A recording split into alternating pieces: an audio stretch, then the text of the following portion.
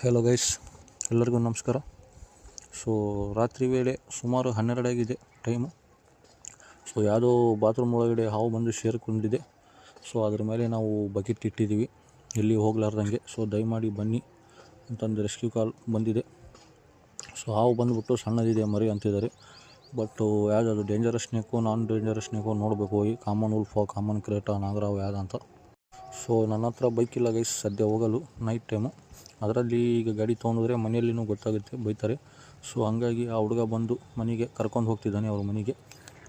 So just ನಮ್ಮ ಹುಲಿಗಿಂದ 1 kilometre ಆಚೆ ಇದೆ.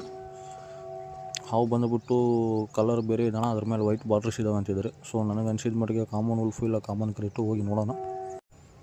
ಸೊ ಅಂತೂ ಇಂತೂ ಫೈನಲಾಗಿ ಅವ್ರ ಏರಿಯಾಗೆ ಬಂದಿದ್ದೀವಿ. ಸೊ ಅವ್ರ ಮನೆಗೂ ರೀಚ್ ಆಗಿದ್ದೀವಿ. ಸೊ ಇದೇ ಅವರ ಮನೆ. ಸೊ ಹೋಗೋಣ ಬನ್ನಿ. ಸುಮ್ಮನೆ ಹಂಗೆ ಇರ್ತೀನಿ, ಸ್ಟಾರ್ಟ್ ಮಾಡಿ ನಾವು ಕ್ಯಾಪ್ ಇದ್ರದ್ದು.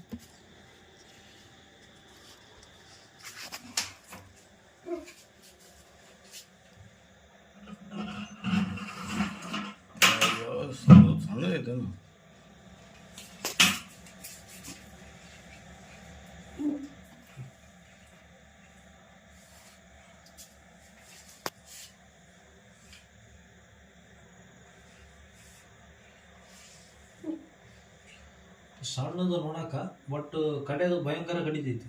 ಯಾವ್ದಾ ಕಡಿ? ಯಾವ್ದು ಯಾವ್ದು ಅಂಕಲ್ ಇದು ಕಾಮನ್ ಉಲ್ಫ್ ಅಂತೇಳಿ ನಾ ಹೇಳ್ತೀನಿ ಆಮೇಲೆ. ನೋಡ್ರಿ ಕಡೆದು ಹೆಂಗೆ ಕಡಿತೈತಿ ನೋಡ್ರಿ. ಹಂಗೆ ಜಸ್ಟ್ ಅಬ್ಸರ್ವ್ ಮಾಡ್ರಿ. ಕ್ಯಾಮ್ರಾ ಕಡೆ ತೋರಿಸ್ತೀನಿ ಫಸ್ಟ್. ಲೈಟ್ ಕರೆಕ್ಟ್ ಬರ್ತಿಲ್ಲ. ಇಲ್ಲ ಸುಮ್ಮನೆ ತೋರಿಸ್ರಿ. ಲೈಟ್ ಅಡ್ಡ ಐತಿ. ಇದು ಕಾಮನ್ ಉಲ್ಫ್ ಅಂತೇಳಿ ನಾ ಹೇಳ್ತೀನಿ ಆಮೇಲೆ. ಇದು ಹಾಕಿದ್ಮೇಲೆ ಒಳಗೆ ಹಾಕಿದ್ಮೇಲೆ ಇದು ಇಂಥ ಕಡೆ ಹಾಕಲ್ಲ, ಸೀಟ್ ಕಡೆ ಇರ್ತದೆ. ಭಾಳ ಅಲ್ಲ, ನೀವೇ ಹಿಂಗೆ ಗಂಡು ಮಕ್ಕಳಾಗಿದ್ರೆ ಪಾಪ ಲೇಡೀಸ್ಗೆ ಎಷ್ಟು ಪ್ರಾಬ್ಲಮ್ ಇಲ್ಲ. ಲೇಡೀಸ್ಗೆ ಪ್ರಾಬ್ಲಮ್. ಮತ್ತೆ ಪಾಪ ಅವ್ರು ಏನೋ ಇವ್ರಿಗೆ ಬಂದಾಗ ಇಂಥ ನೋಡಿದ್ರೆ ಈಗ ನಿನ್ ಕೈ ಕಟ್ಟಾಗಿತ್ತ ಇದೇನಾ? ಇಲ್ಲ, ಅದು ಭಾಳ ಡೇಂಜರಸ್.